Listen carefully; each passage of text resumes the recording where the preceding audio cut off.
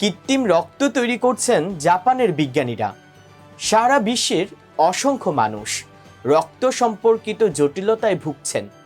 অনেক এলাকায় প্রয়োজনীয় ও কার্যকর রক্তের অভাবে মানুষের মৃত্যু হচ্ছে। সেই সংকট কমাতে কৃত্রিম রক্ত তৈরির জন্য কাজ করছেন জাপানের নারা মেডিকেল বিশ্ববিদ্যালয়ের বিজ্ঞানীরা। এরই মধ্যে কৃত্রিম রক্তের কার্যকারিতা পরীক্ষাগারে পরীক্ষা করেছেন তারা। বিজ্ঞানীদের তথ্য মতে কৃত্রিম রক্তে প্রাকৃতিক রক্তের মতো কোনো গ্রুপ নেই।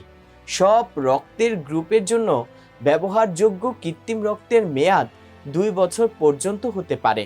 আর তাই জরুরি পরিস্থিতিতে কৃত্রিম রক্ত ব্যবহারের সুযোগ অনেক সমস্যার সমাধান করবে।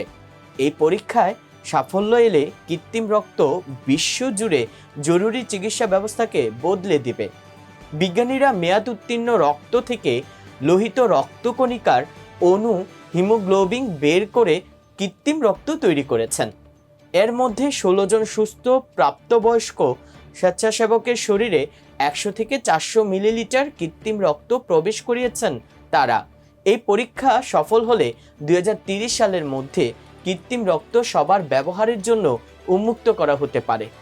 এই বিষয়ে নারা মেডিকেল বিশ্ববিদ্যালয়ের অধ্যাপক হিরোমি সাকাই জানান, কৃত্রিম রক্তকণিকার প্রয়োজনীয়তা অনেক বেশি। লোহিত রক্তকণিকার কোনো নিরাপদ বিকল্প নেই বলে কৃত্রিম রক্তকণিকা প্রয়োজন।